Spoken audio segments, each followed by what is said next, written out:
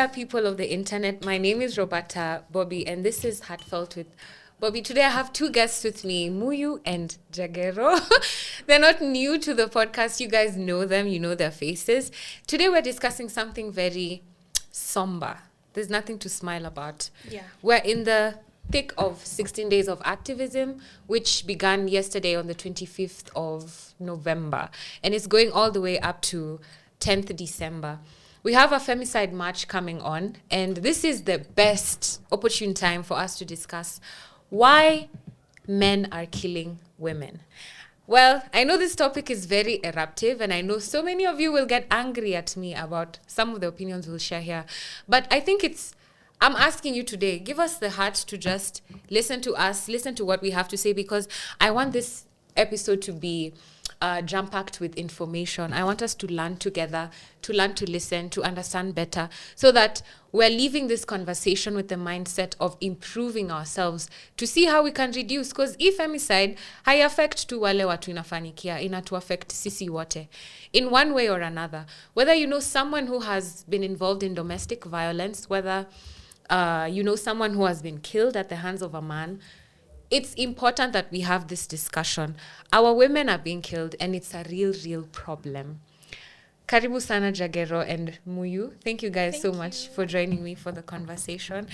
And the first question I have for you guys today is, especially Muyu, as a really young girl, and you, Jagero, I'd love a male's perspective on this. I want the conversation to be very balanced. Leo staki mtu aseme, oh, you didn't bring a man. Last time ulnirusha inje, I was just there. I don't know why people think it's a competition. It's really not a competition. Yeah, like they just. I think the idea is this, because if you want to speak, the subject of the matter, because when we're talking about issues of femicide, exactly, there's a lot that is demanded from men. Okay, and the opinion of men really matter on those issues.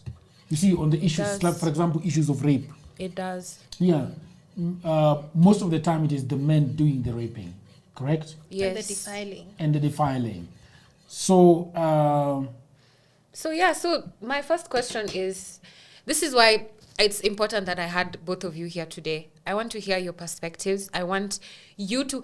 Today, I don't want us... I know this conversation can stem from a place of anger, because how else can we express that we are tired and we are angry other than with anger? But today, I want us to just come from a place of willingness to educate people, so that moving from this conversation, we're not fighting about genders. We're not fighting about men do this and women do this and this. Did you hear her story? Did you hear her side? I just want us to leave this table with an understanding that femicide is wrong and we have a femicide issue.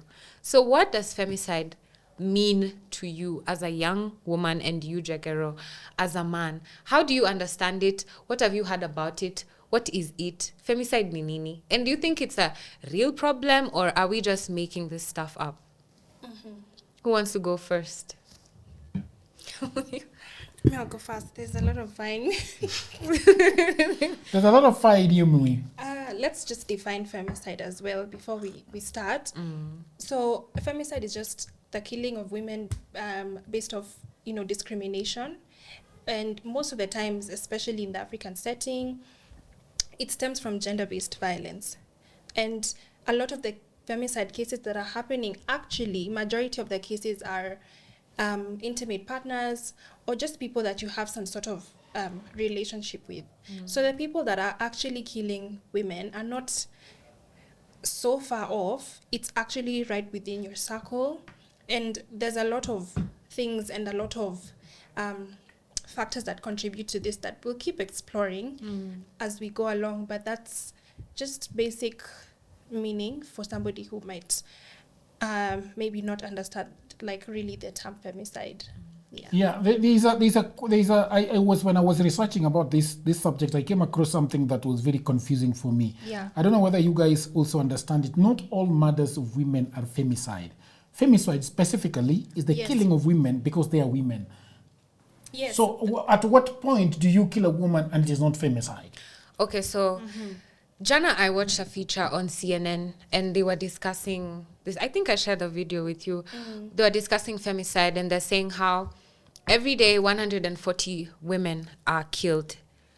And there's a difference between femicide and homicide. Yes. The leading cause of death for women right now is femicide. Women being killed because they are women. Yes. Because they are perceived to be less than men. Because they are weaker. Yes. So that's a form of discrimination. Yeah. The leading cause of men, was it the leading?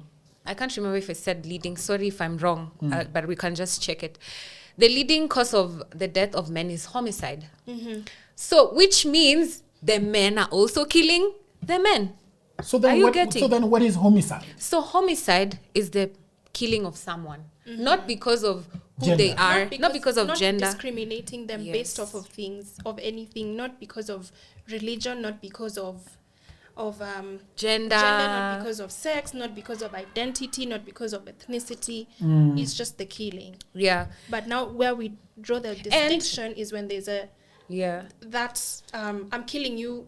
So, for example, if you talk because about the women and children that are being killed in Gaza, that would be precisely, and they actually happen in places where there's a lot of war and so that those places, Gaza, Pakistan, Sudan, Sudan, so many places. And also homicide does happen to women, right? Like them being killed not because of this discrimination. So tuko aware that homicide is happening na femicide is happening, but easy conversations need different. Leo tuna discuss femicide where women are being killed just for being women.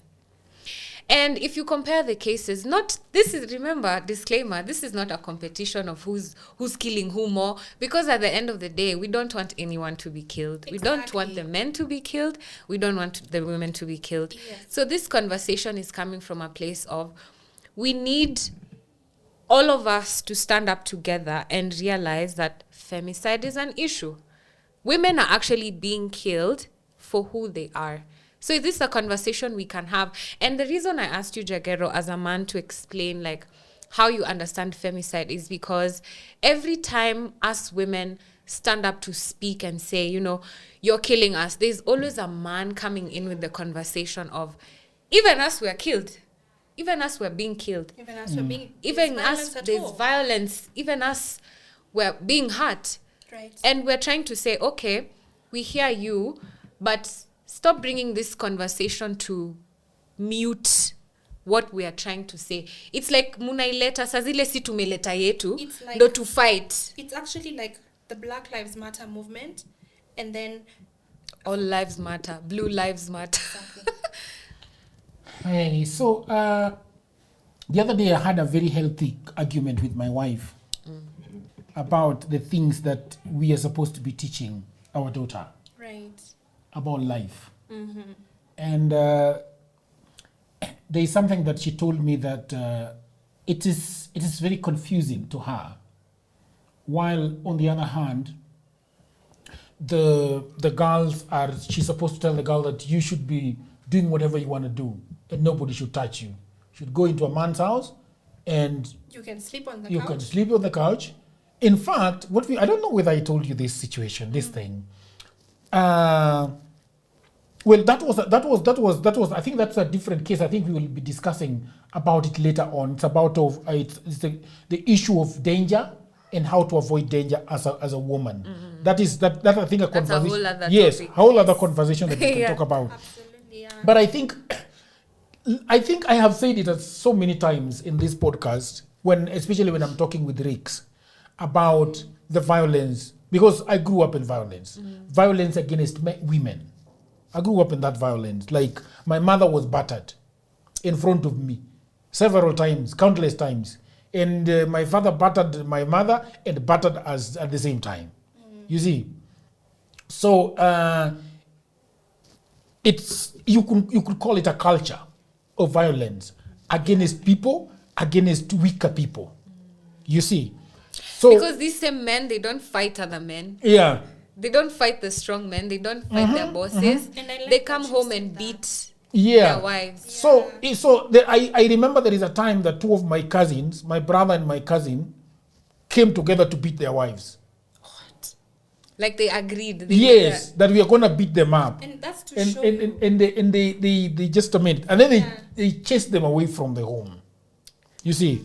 So I think what is happening is that there is a way that we have been socialized that a woman needs a slap to toe the line.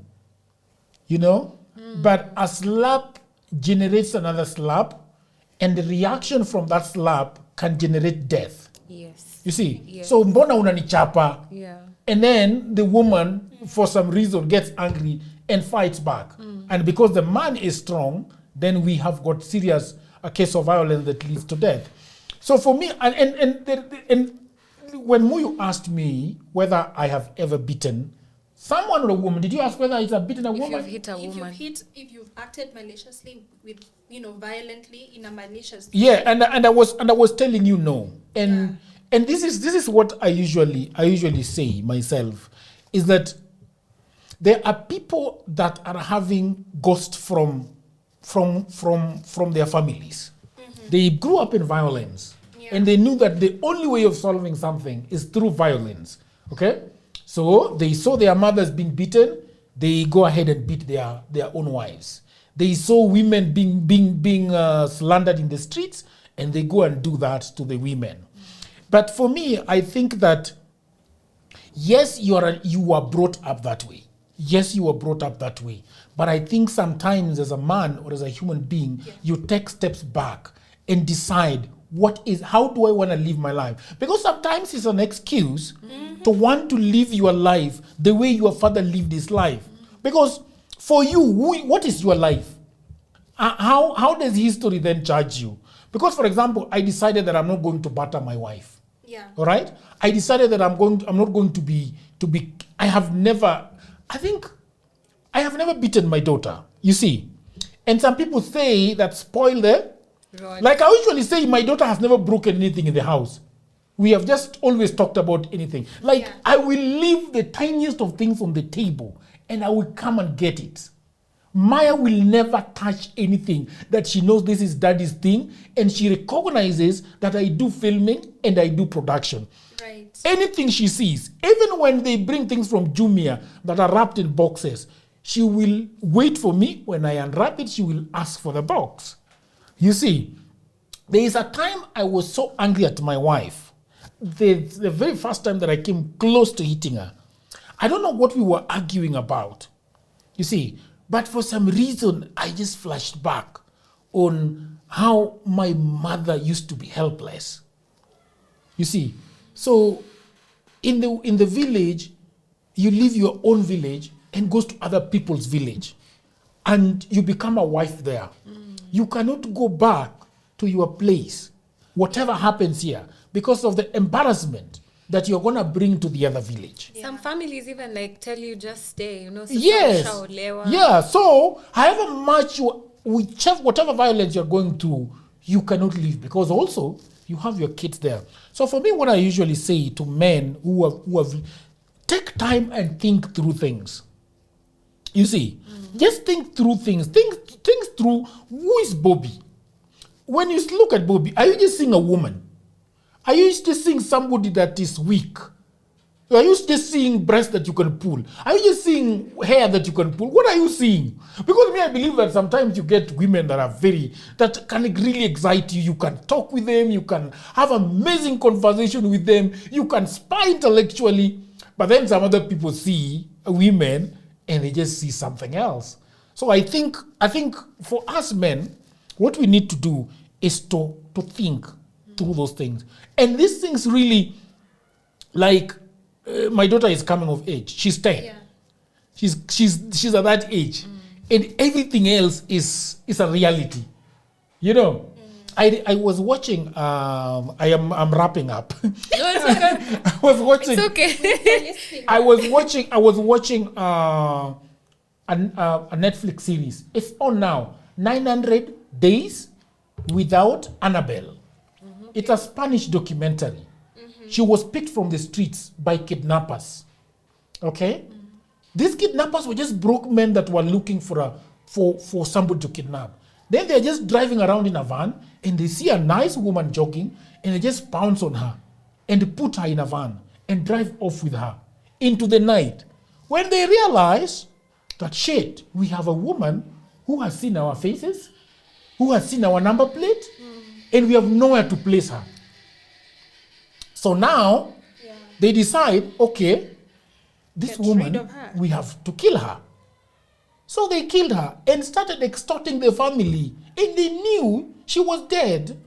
And they were calling and saying, and then the lawyer to the family finally demanded that we want to hear the voice. Yeah. Proof of life. Yeah. And they went and hired and forced one of their wives to pretend as the dead girl. And the father listens and says, that's not my daughter. Yes. You know? Yes.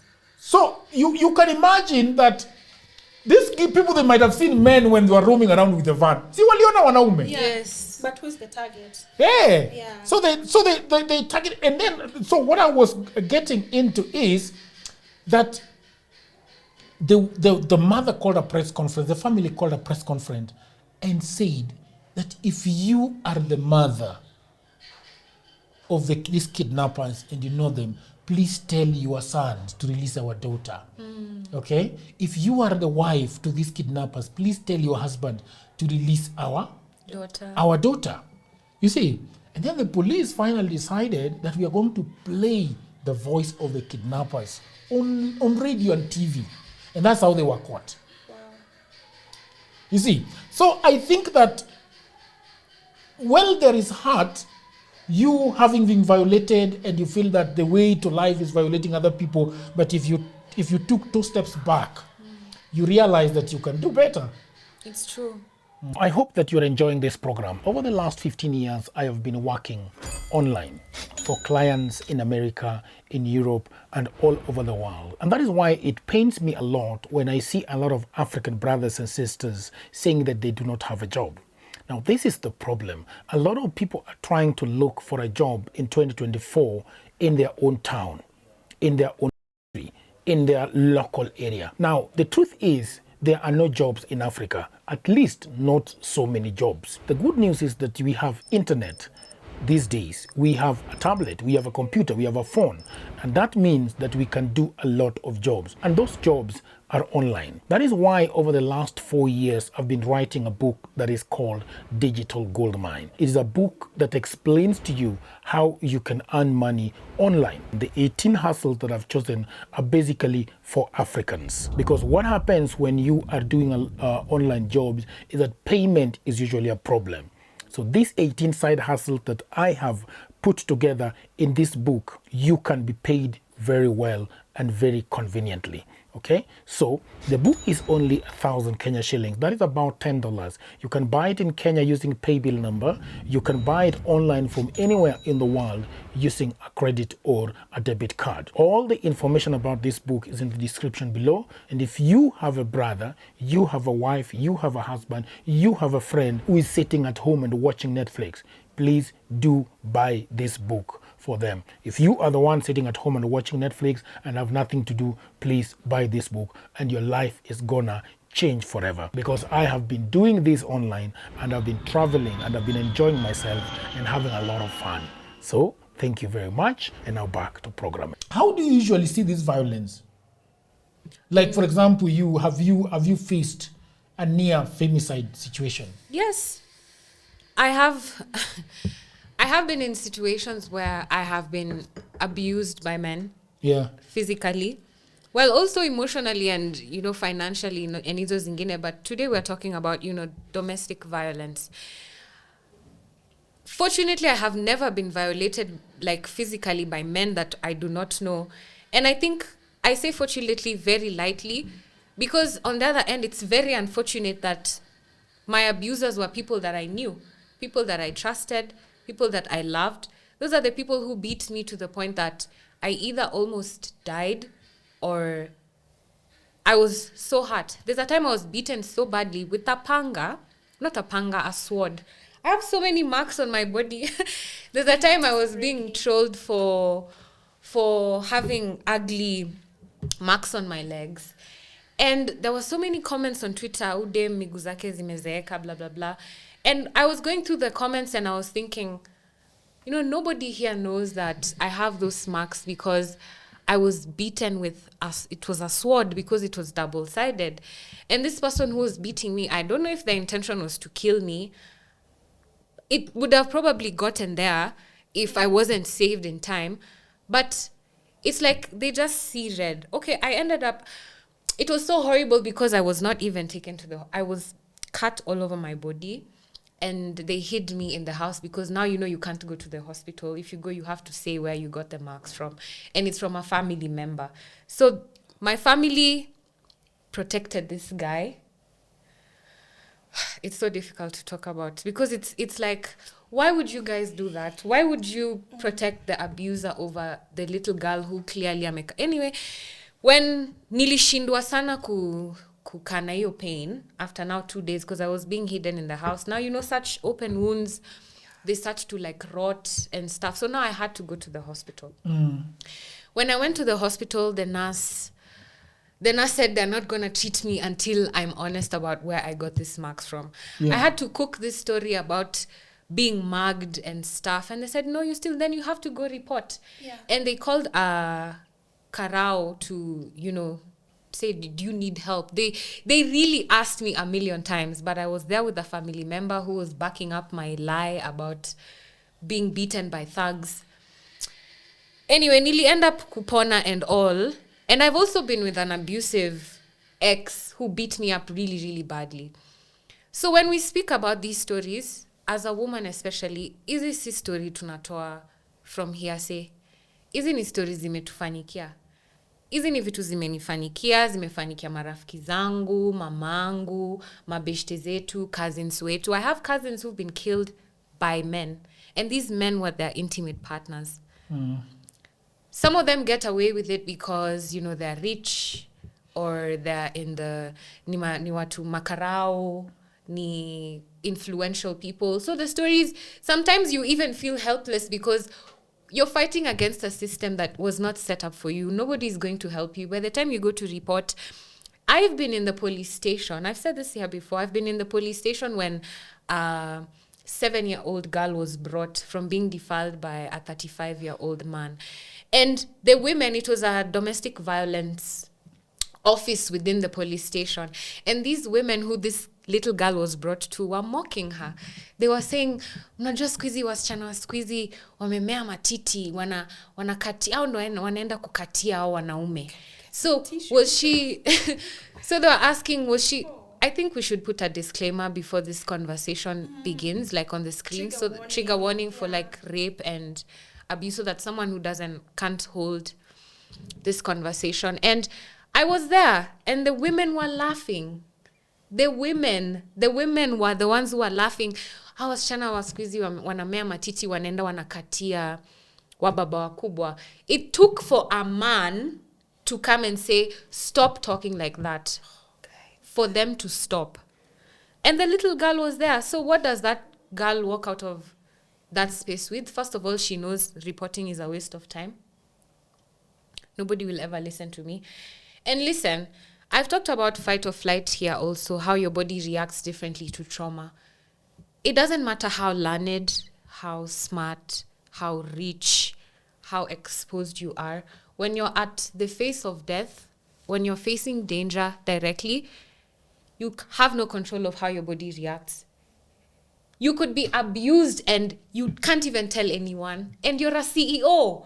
You're a woman people are looking up to, like, that's Roberta Bobbie. And yesterday my boyfriend beat me up and I am unable to speak about it.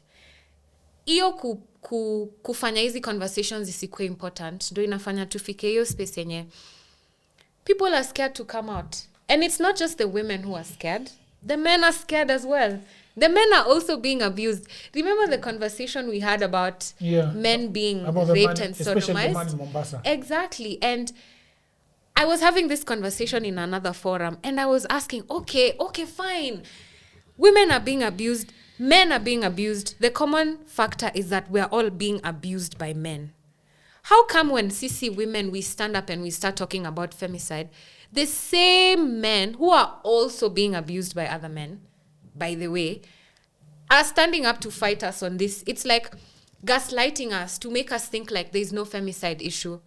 It's like this is something we're cooking in our head. Even you men are being abused by other men. Even you men are scared of other men. These comments are fear women. When people say fear women, it's because a woman cheated or lied or took your money.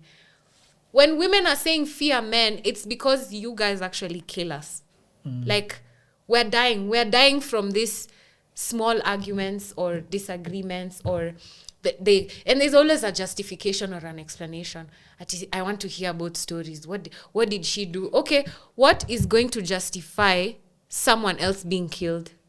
And anytime I talk about femicide, I get really sad because I come from Luos are very misogynistic. I come from a misogynistic culture where, men's rights or men's privileges are upheld before a woman can even speak. And this already, mindset yao iko so deep. Si tu stories wanapiga ati Twitter, kwa comments. Iko so deep when you umesema the environment you grew up in. It's something you've seen your grandma go through, your mom go through, your friends go through. So even them imagining that you don't have to beat a woman, it's so foreign to them. Their normal is that mwanamke akifanya ujinga, unamgonga. And that's why these conversations have to be had, because we have to start coming from a place of what in your head is telling you that it's okay to beat someone young, even if you perceive them as weaker. What is it about you that's telling you it's okay to dominate over another human being? Muyu once told me a very horrific story that we killed because it was attached to another story. I remember. You remember that story? We'll speak about that. And what I've always never understood about the heat of the moment, when crimes of passion. Yeah, the heat of the moment. How do you? I remember you told me that you don't want to escalate. You remember telling me the escalation thing? Yes. So the fear women have, like when faced with danger, sometimes you'll giggle. You know how we react, like you're sitting with an abuser and threatening you, and he might hit you. So instead of you just walking out and telling him off, you just laugh with him. Like you was telling me that she was very confused about what to do. You remember that? I remember. Yeah, and this is so heavy, I know. It's so difficult to speak about, and I hope I don't cry. Yeah.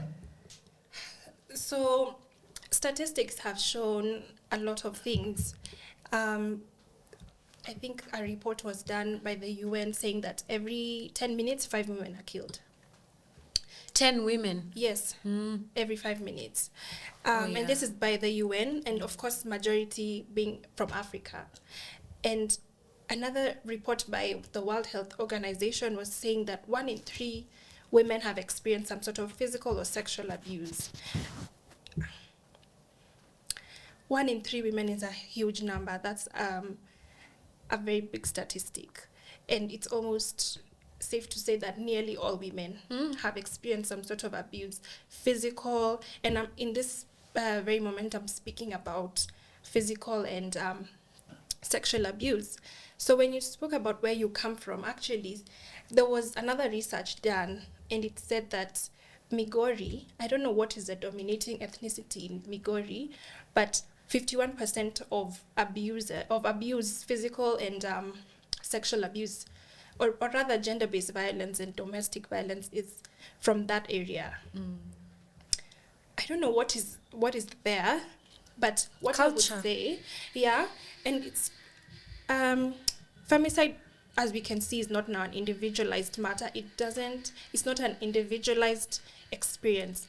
It's a very deep-rooted systemic thing that's really ingrained in us because of inequality, because of disrespect or social norms, cultural norms that have been taught to us, that have been you've either seen them or somebody has spoken to you about it, or you've gone to your uncles or your aunties and they've given you advice that just has to surround all of this. So it's really a systemic thing, and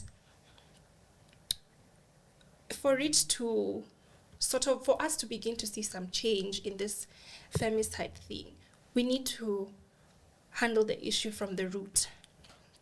So there are very many things that cause femicide. But before we get there, I'll just speak about that sexual and physical abuse. I've been in a spot like that, unfortunately more than once. So it's very difficult for me to even speak about this, because I remember in that very moment, I was helpless. And the thing about being helpless is it comes with also being very hopeless, because you have no sort of muscle to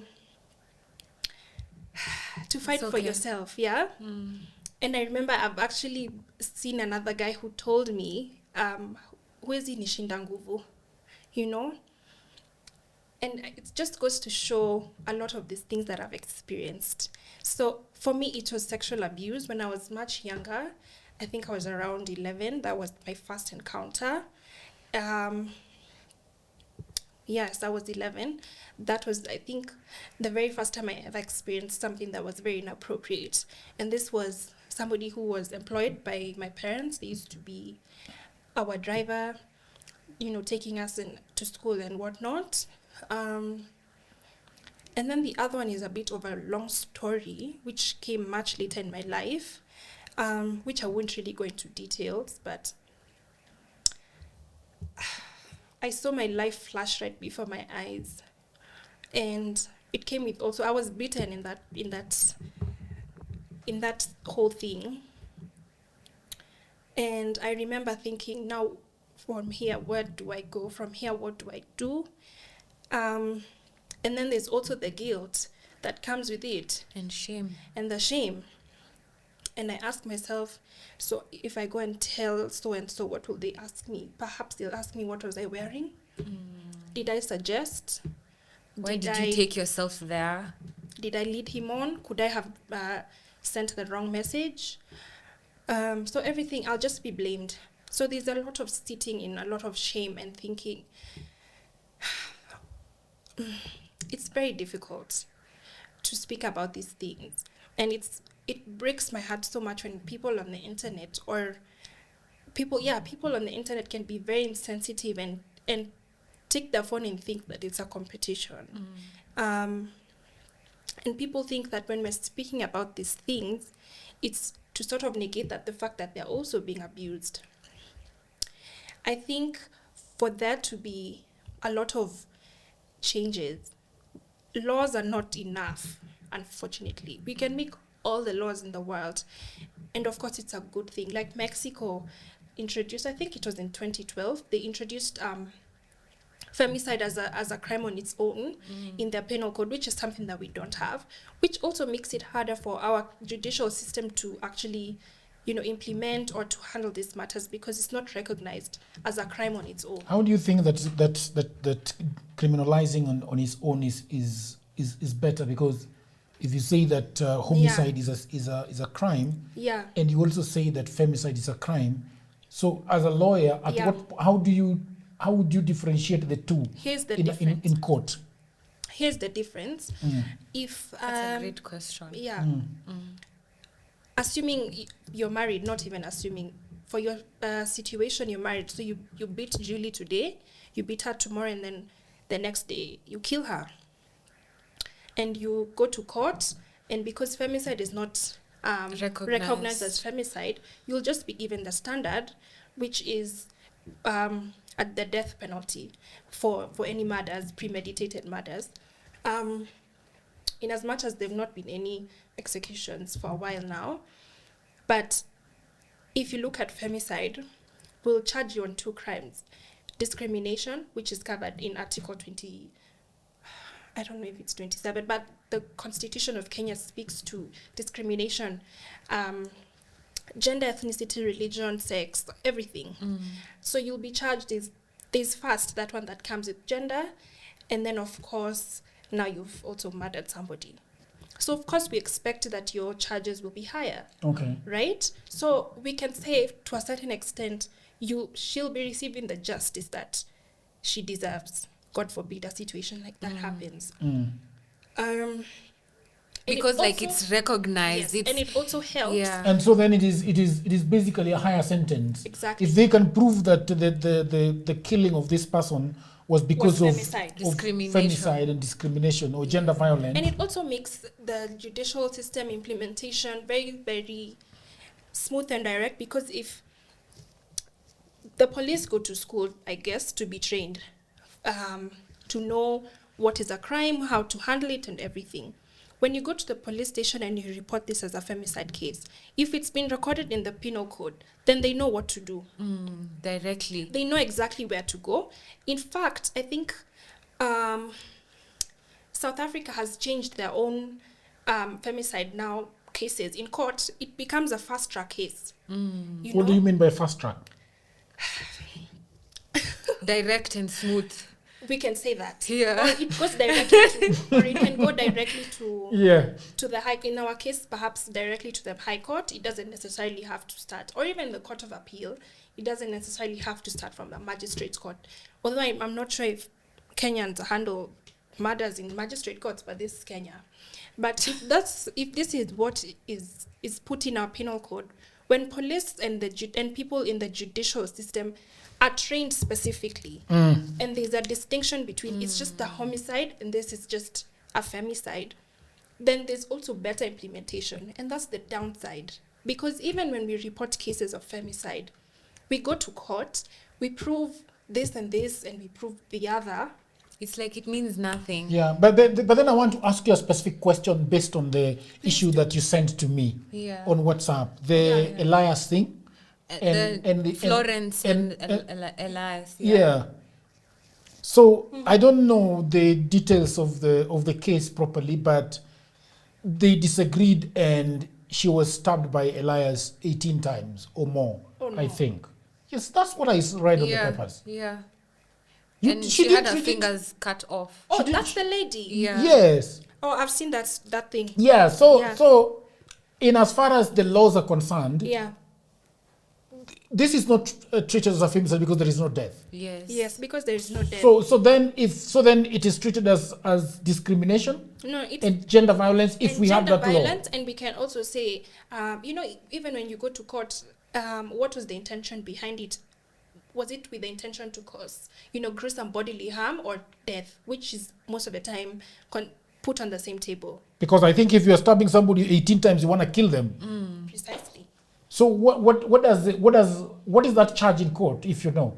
What charge? Is the charge for somebody who has stabbed somebody 18 times? Like with intent to kill. Yes, that's with the intention to kill. So he might be charged with attempted murder. Oh, attempted murder, okay. He might be charged, but people in the comments can correct me if I'm wrong. Or it can also be, actually, it will be attempted murder. Because I don't think you would stab somebody 18 times and expect them to walk out. Yeah, exactly, and expect, even if it was to cause gruesome bodily harm, it's still, put along the same table. So it's upon the prosecutor to exactly it will stop being handled as a place of, it's the prosecutor and it's the judge to determine this case based off of the facts. But if we have a president, if we have like legislation, we have statutes that speak to femicide specifically, then we're able to judge these situations based off what the law says. So then if we were to have a femicide law, but somebody does not die, how do you frame it? Because somebody hasn't died, but we still want to charge them with attempted femicide? Yes, we can charge attempted. Also we can't say that because we need to have all the facts of the case or all the facts of the matter. But in the event of death or in the event of attempted, something can happen. I can be rushed to hospital and they can save my life in the nick of time. But if I didn't go to the hospital, but you see, courts don't work on what if matters, what if cases.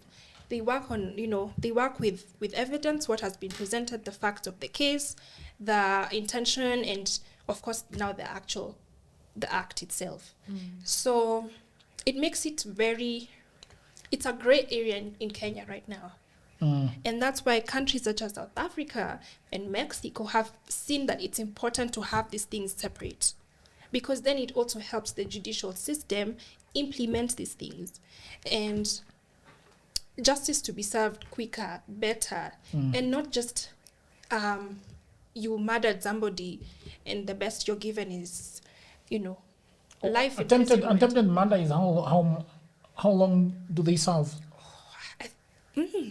Maybe 25. Yeah, but murder is 30 years, more. Right? No, if you murder, it's life. If you murder, it's life. Yes. Guys, I have a question. Yes. I want you guys to to tell us about victim blaming. Because it's almost as if it's our default. And like I said, I want this episode to come from a place of education more than blaming anyone. I want us to just come from a place of we're accepting that sawa tuko hivi na hizi vitu zinafanyika kwa society. Na saa ingine kama venye nimesema, from my community people are largely misogynistic, and I understand that it's a culture thing. Like you saw your grandfather doing it, your brothers do it, and sometimes you don't know better. That's not a justification or an excuse for you to go ahead and cause harm. But speaking to a person who this is their culture, this is all he knows, this is how they've been doing things. In fact, it's how they speak. Like tuanga huyo mwanamke atulie, this is how they speak. Na wase kwa ground, even though wase wako kwa sababu hajui better. Nakumbuka nimesema simtetee or anything. I get that, yeah. So coming from this side, speak to these people and tell us about victim blaming. What is victim blaming, and how can we be more aware that we're actually blaming the victim? Because sometimes maybe you don't know. A simple question like, I want to hear the other story. Yeah. I want to hear his story. Na saa hizo yendo perpetrator. Let me just answer that and start by saying, for me, I don't think it's an issue of you don't know better. Do you know why? In Nairobi currently, we can say that if you're living in Nairobi, you have access to information. And if you're ignorant, it's a choice. Yes. You've decided to be like that. Nairobi, you live with people, you interact with people from different cultures, from different backgrounds. You've gone to school with people from different places if, you had the chance to. But just in Nairobi alone, where a lot of people have perhaps more information than maybe anywhere else in the country, Nairobi Women's, the Rehabilitation Center for Gender-Based Violence and Domestic Violence, monthly, what's recorded is 4,000 cases. So that's crazy. And this is just Nairobi. And this is recorded. Yes. Yes. So I really don't think that it's about you don't know better, because I don't think when you're born and when you're brought into this life, God created someone with violence in them or with violence in their mind. It's something that I agree, you may have seen, this is how people do things at home, but you're a human being, and as you grow up, you're able to make better choices, sober decisions. When you face trauma, it can be an explanation, for why you act the way that you do, but it's never an excuse. Because especially in the eyes of the law. Exactly. Never. It's not an excuse. Yes. So let me I want to say something. I like the way you've answered the question. I like how you've gone direct to nope. Because sometimes sorry to cut you off. Yes. Sometimes kuna hiyo, you have excuses, but really there's no excuse when it comes to harming someone else. And there's no excuse for how you choose to act because of trauma. It can explain that maybe you're impulsive, but it cannot excuse you that you hit someone. Yeah. I also wanted to say, and this issue of people not allowing themselves to learn about things. Thank you. The last 2 weeks I have hosted two people. One is a lesbian, and the one now is a transgender woman. Yes. And if you read the comments, you realize that as a society we are having a huge problem that we need to deal with. Like, for example, somebody was saying to me that talking about transgender issues is not a worthy discussion. Yeah. What the fuck? Somebody's telling me that bringing somebody who is a lesbian to speak about their life is not a worthy discussion. And if somebody's telling me on comment that that's not mature conversation. You see? And that's how I was so pissed off that I told them this is why this is dialogues with Jagero and not dialogues with James. Yeah. You know? Because for example, Christians. Yeah. Every time a Christian hears lesbianism, they're thinking hell. Every time a Christian hears gay, they're thinking hell and hailstorm and fire and death and destruction. How and you know, so that you'll turn into like yeah. I think we need to just read a little more about life. Yes. You know, and understand, because for me, if I am speaking with a lesbian on this table, you do not hear my opinion about whether I agree with lesbianism or I do not agree. I have my feelings and opinions about it. And they don't infringe on the next person. But as a human being, as an intellectual, I want to learn these things. I was reading a bonkers story of two women that went to an IV center and their embryos were swapped. You carried her child and she carried yours. 9 months. They gave birth. And 2 months later, the man is like, no. This is not mine. This is something really wrong here. He goes ahead and does a DNA, 99%. 99.9, not likely father. 99.9, not likely mother. So they're holding a child who is not the mother's and is not the father's. Yeah.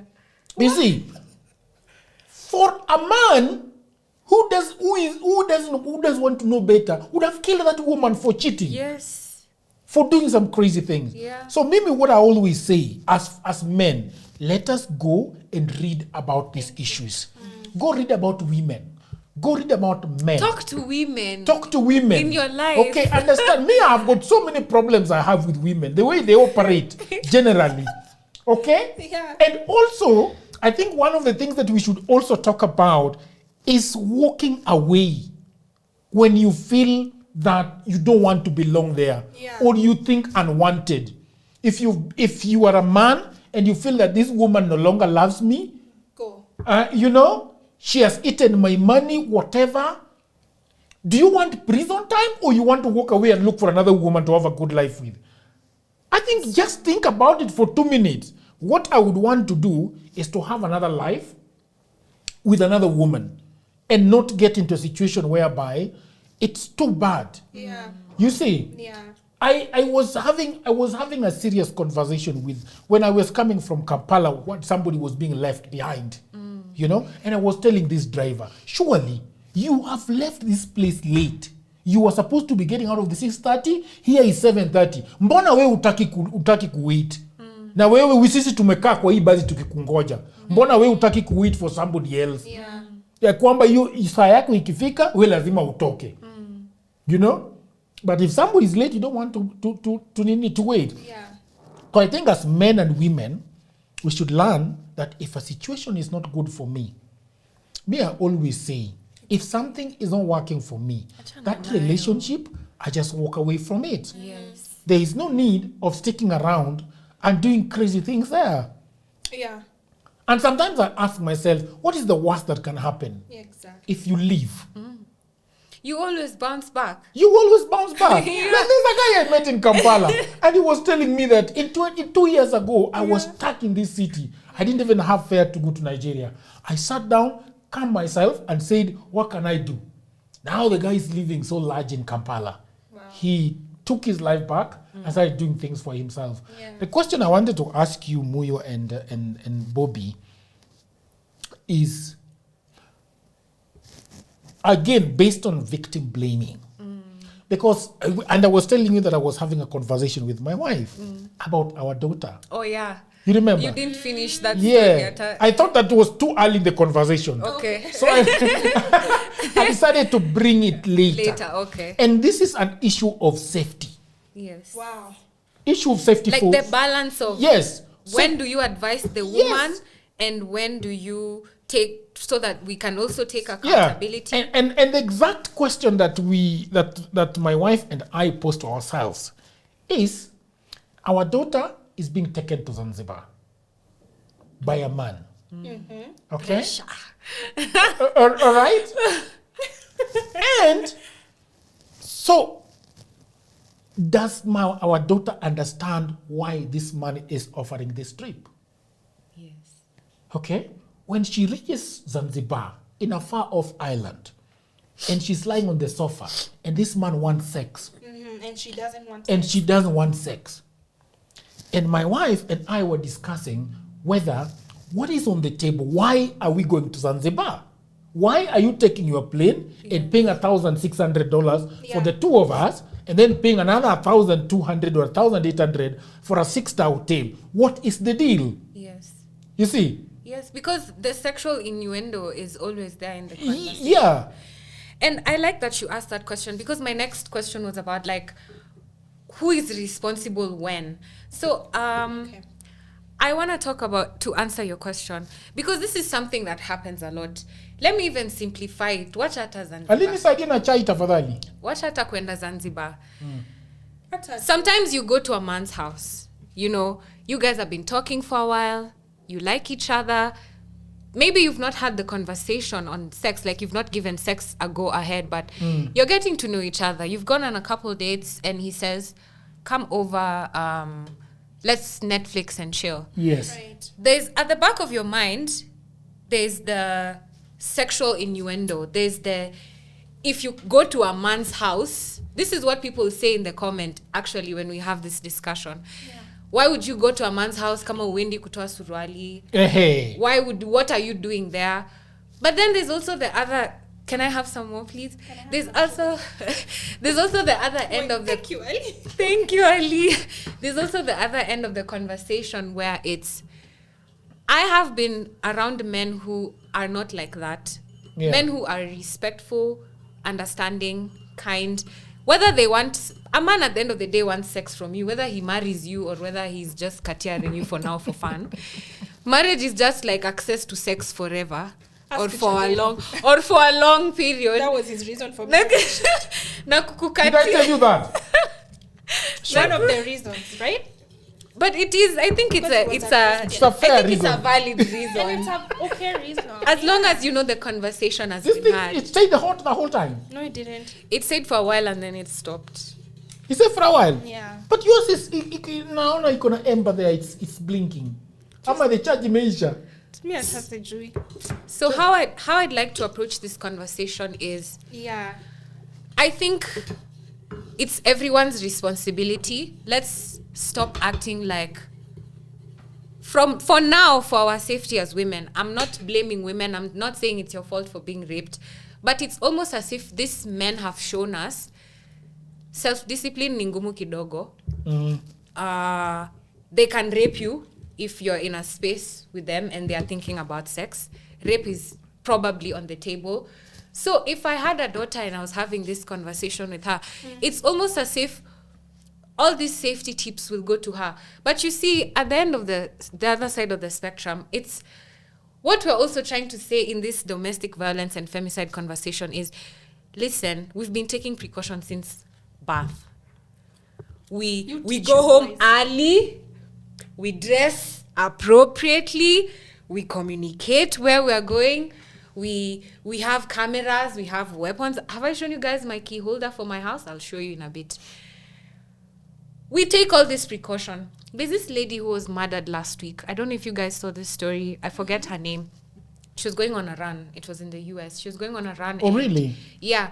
And she was murdered She had her mom on speed dial. She had told all her brothers and her mother that she was going on a run. There was cameras all over. She was dressed appropriately. She had communicated. She had taken all the precaution, and she was murdered in the least likely place in daylight.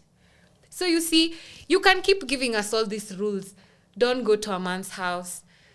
So what do you guys want us to do? Mnataka tuache tu kuwaongelesha kabisa kwa sababu ni kama kurelate na men in the simplest of ways. Ni kama rape is on the table always.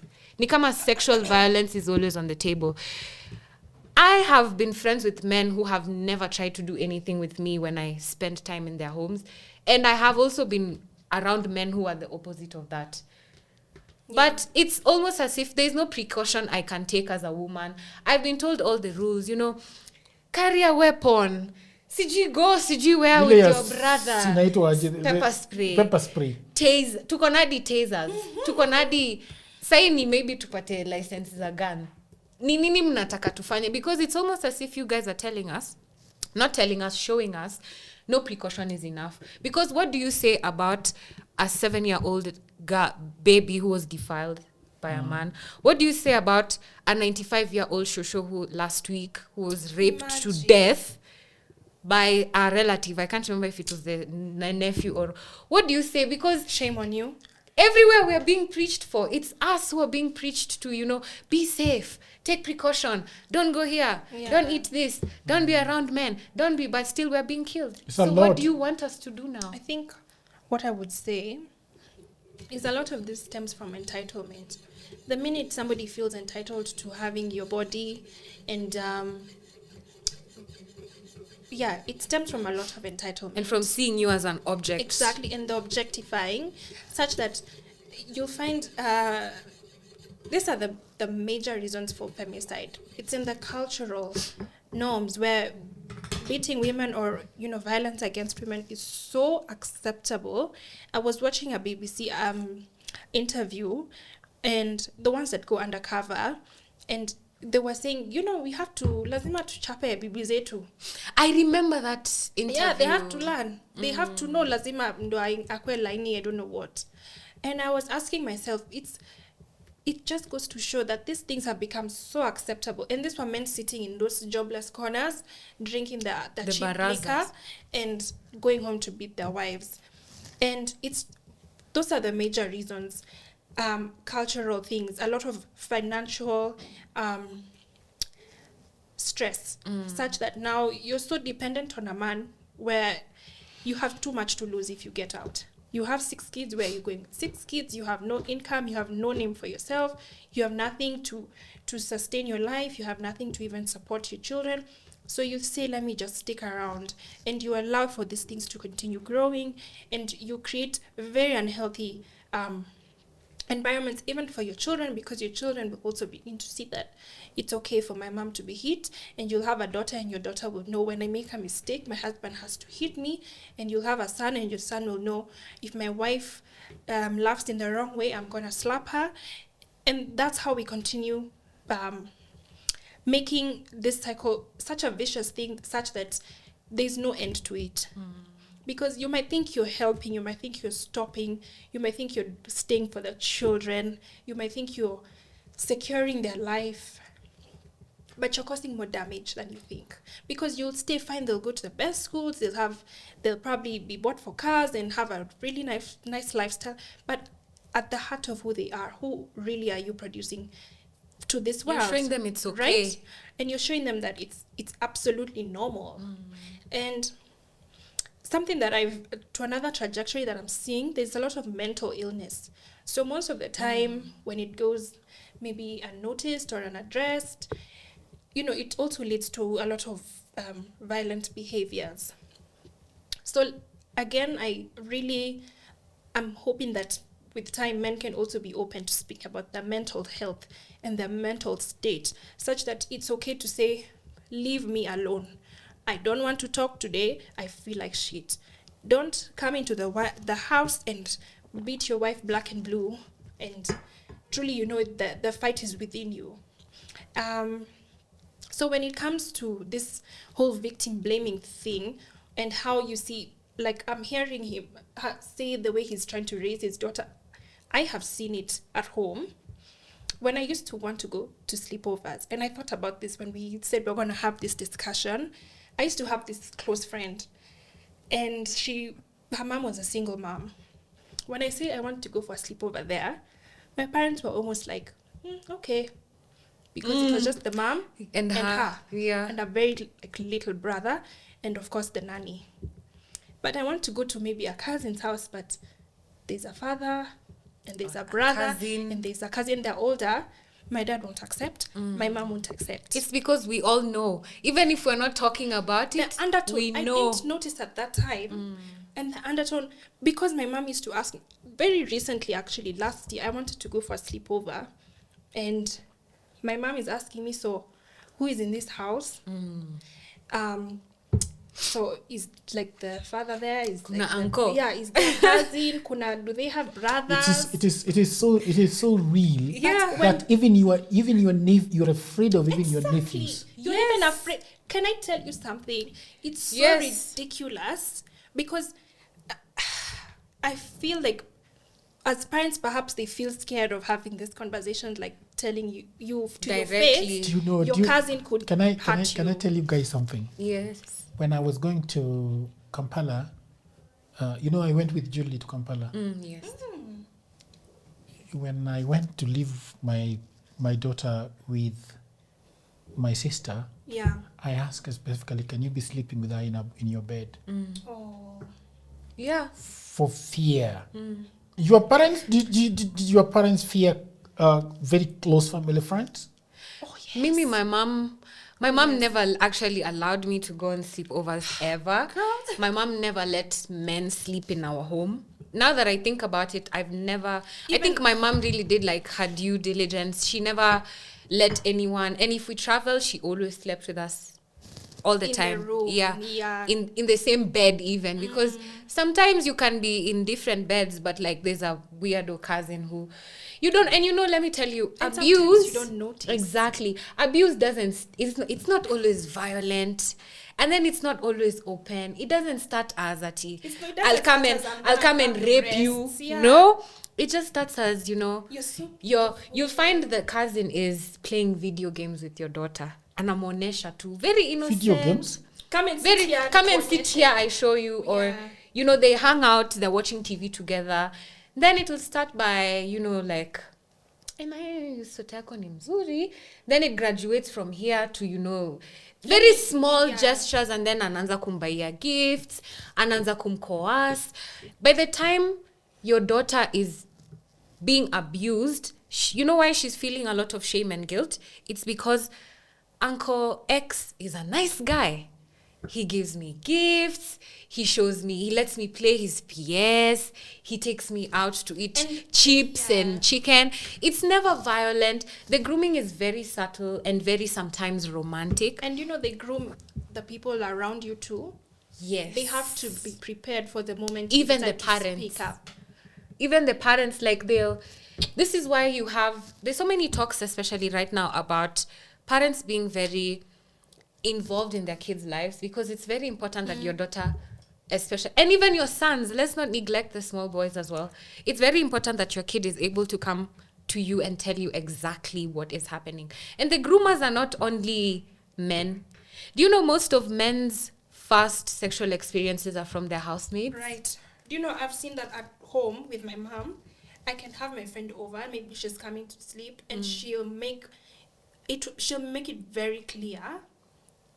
Do not allow your friend to walk into your younger brother's room at all. Period. Really? It's a rule. Like this, you have no business being there. Because what should you be doing there? Even my older cousins, they come into the house, and my dad will say, "This is our boundary. You don't come into my room." And my mom will also go and say the same. You just can't do that. When you're looking at that in that particular situation, you don't really process what these people are trying to tell you. But I like that now looking back, I see your parents protected you. There's protection that is there, number one. And number two, there's a lot of fear. And number three, there's a lot of shame. Because why couldn't you tell me? Why can't you sit me down and say, unfortunately, the world is fucked up, and your brother your cousin could be a predator. So and so could be a predator. Kwani, who are the predators? See, it's our parents' brothers. And before we even it's like we need to speak about what can you do at home, because you can be at home and you think, how I can't do anything to change the situation, or maybe it's femicide, it's not happening in my home, so it's only if it was other people. But we need to speak about how you, from a an individual place, from a personal place, in your room alone, how can you stop? How can you help? It's with the friends that you keep. It's even how your friends. How did we not speak about this mapangale thing? Oh my goodness, that should have been the. Jagero, do you ever use the internet? He doesn't even use. Are you ever online? So there's why do you say that? You know nothing about anything that's trending. At this point, I'm like your Twitter. It's me telling you stuff, but don't worry. I'll tell you. So mapangale is this trend started by this guy. I don't know his name. It's a song trending, and the dance style emulates like kukata mtu na panga. So they're dancing mapangale when wanafanyana hivi. And this is coming at the height of this conversation of femicide. And I liked, before we started recording, you and Muyu were having a conversation, and I was listening in, and Muyu was trying to tell you that sometimes these processes are happening very subconsciously. And we've said we're here to learn. And Muyu was trying to explain to you how the company you keep, the people around you, listen, I say these processes happen subconsciously because it can be you don't stand for it, but the fact that you're in spaces where these things are being done, by spaces I don't mean that you're sitting with them even. It can mean that you've never called them out. Exactly. It can mean you've never talked about it openly. Because if it was your daughter, you would cause hell. You would never allow such a... And it's unfair that we have to even bring the part, what if it's your daughter? What if it's your mother? Because it should be general opinion that... It's just a human being. If that's someone who is around you is allowing for... Okay, this mapangale thing, let me go back to it. So, ikitu watu wamekuwa ki-dance, na mademu wamekuwa kiambia maboy, ikitu ni wrong. Hata kama ni trend, maybe ni funny to you guys, the context, the timing is off. Right now we are talking about femicide, and you're here dancing kwa sheria, and women are participating. I want to understand that mapangale thing. Who is cutting who? It's a trend. It's a dance, and there was one. Because there is one I saw on TikTok that was very disgusting to me. Which one? About people shikaing this, somebody like this, and it turns into a cake, and then they finya it. It was really disgusting to me. There is also a trend on TikTok about people cutting themselves with pangas, and then inside you see a cake. It just. So you start to ask yourself, how is it that you're not able to relate that the things that are happening are directly caused by the jokes we're making? When it comes to femicide, there's no joke that is funny. It's not funny. It's not funny whether it's fun or exciting. It's not funny because there's men out there who are not seeing a line between, the joke and real. Yeye anajua, akisha dance mapanga le anaenda kwa nyumba anashika panga na anakata bibi yake. Unfortunately, there's people who cannot see the difference. And this is where I want to bring you in, Jagero. Can the men stand up with us and accept that are you guys able to see that there's a femicide issue and just stop gaslighting us? Because it is a national crisis. Yeah. It's been mentioned as a national crisis, and shout out to organizations like FIDA Kenya and Usikimia, who have consistently, especially Usikimia, fighting for new legislation and for new reforms in the society and our judicial system. But I want to also say that people who are keeping silent, you might think you're mitigating the situation, but you're only making it worse, because perpetrators thrive and feed off your silence. Because the longer you keep silent, the more that they feed off it. They get powerful. And the more they get powerful, and you need to come to a place where you're able to speak about these things. And let's shift the shame from the victim, because the shame is really on the perpetrator, because really shame on you. Yes. The shame is not on the victim. And or the survivor of all of this. But back at home, you're seeing all these trends, all these hashtags, all these things. You can post when Man City has just lost home, right? But when it's women being killed, you're silent. Right, because they've never lost homes during the past 2 years or whatever. And you'll be so quick to post and laugh and meet your boys. But when it's women being killed, you're like, hey, si mambo yetu. I think that was my question, right? Yeah.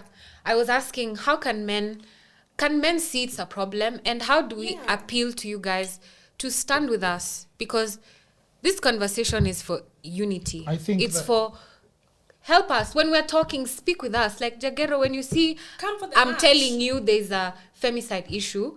Hey, the march. Talk about it. Yeah. Jagero, talk about it on your, as a man especially. Okay, you're not doing anything now. What are you going to purpose to do? If it's on you have platform.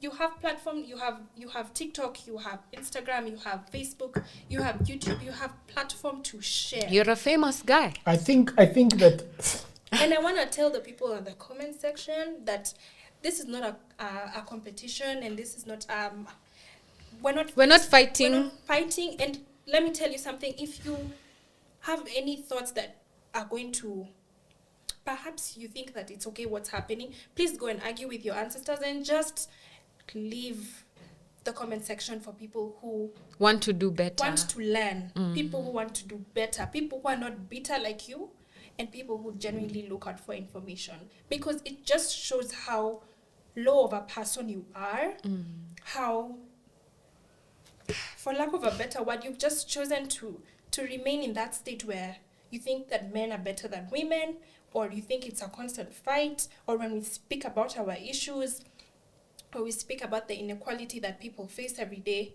we're different. So even when we're being judged, we're not being judged on the same scale. We're being judged as human beings, but not on the same scale. You're a man, I'm a woman. Jagger will never in his lifetime experience what I experience. And he'll never feel things how I feel. And I'll never feel the way he feels. I'll never experience life from a man's perspective. We need men and women. And that's together. How God created this earth. Yes. We need, for coexistence and for the ecosystem and for the world to keep spinning, we need men and we need women. But we need respect.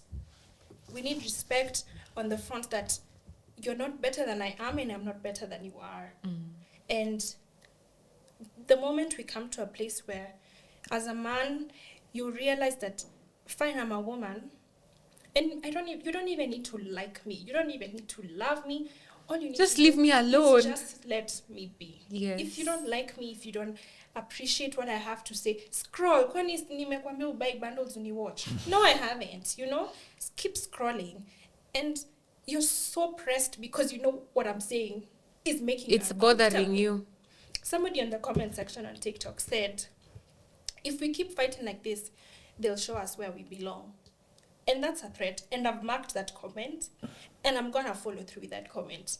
Because that's a direct threat. Yes. Yeah. And I'm telling you to your face, whoever you are, I'm following through with that. Yeah. Because one thing about me, I'm not going to back down.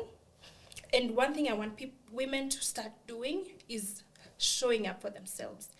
And other women, let's hold each other. If I'm the one who's feeling at my best to show up for everybody, tomorrow it will be you. Tomorrow it will be somebody else. If the men want to kick us down, but we have each other, it's fine. Yeah. But let's just respect one another, excuse me. But this whole femicide issue, Jagero, speak to us about your responsibility. I think that I think for the last several years there has been this squabbling between men and women. For the last time in memory. I'm talking about social media, Okay. There's been a lot of squabbling where there is a lot of enmity between men and women.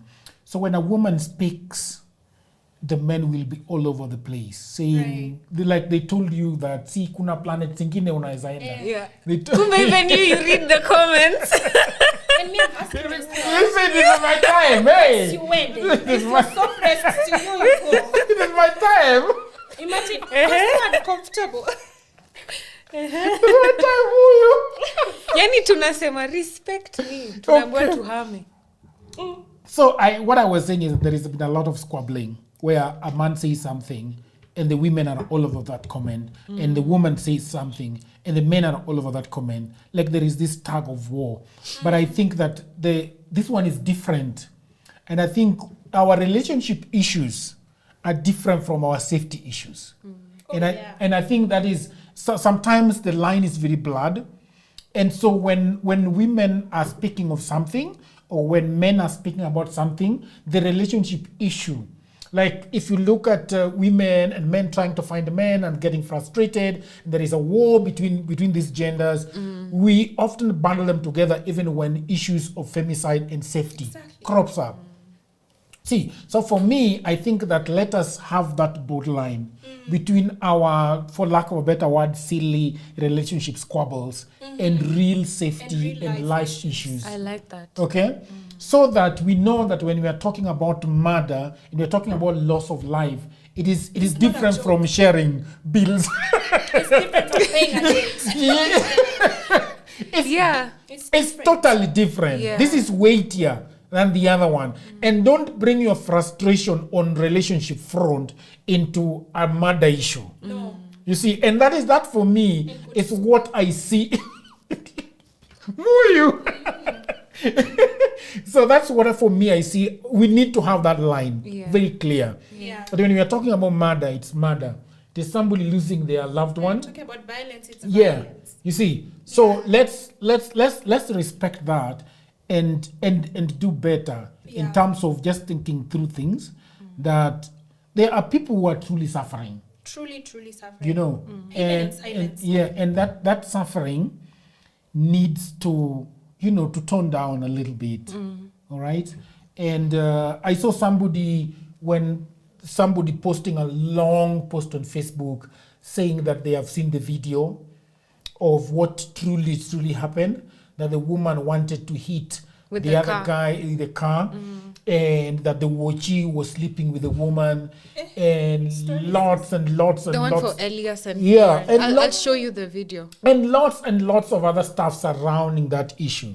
So what is happening is that according to that post, the guy is saying that there is a very big part that the woman played for her to be abused and have her 5 fingers chopped.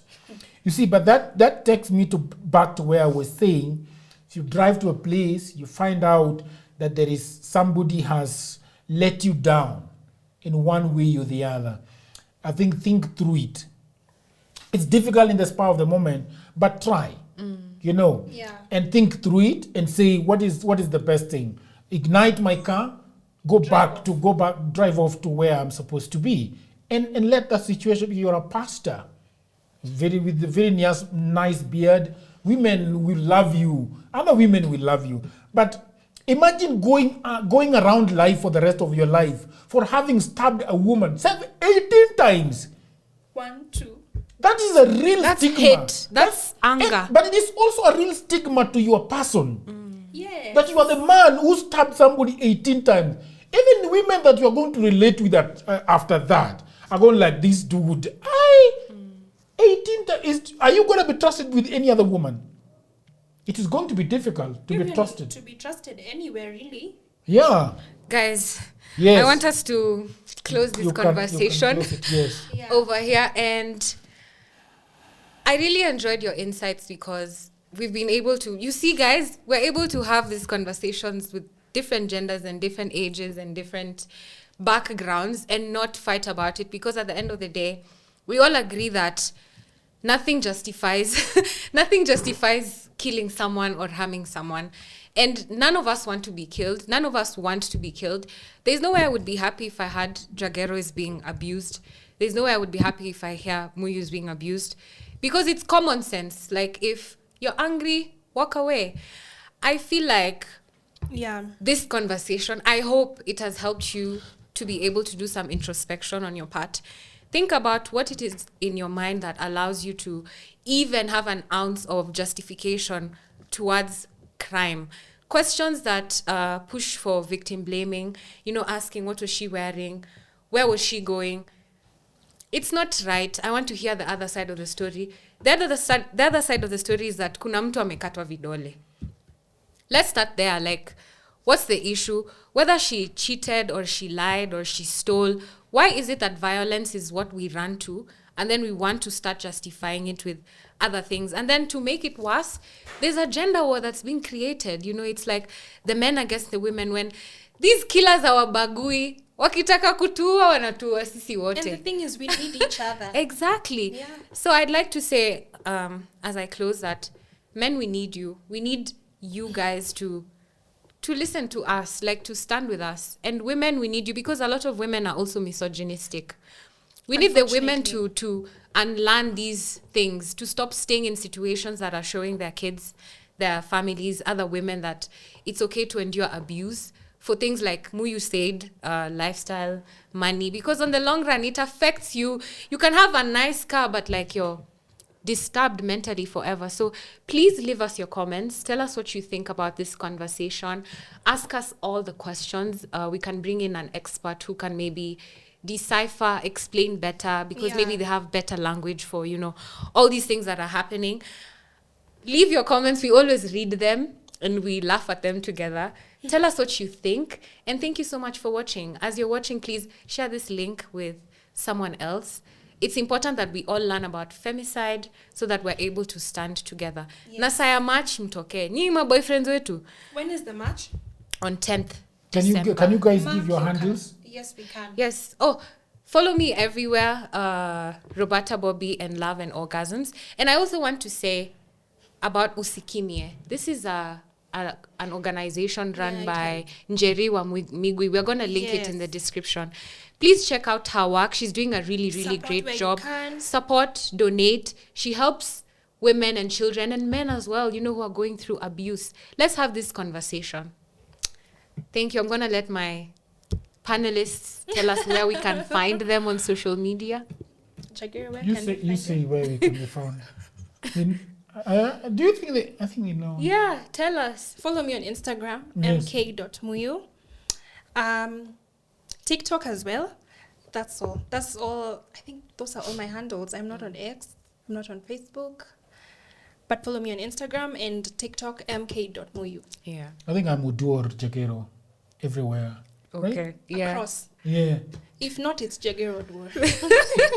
Follow us, ask us your questions. Thank you so much for staying for an hour plus. I hope you've enjoyed this conversation and learned so much. Until next time. Adios. Toodles. Adios is a word.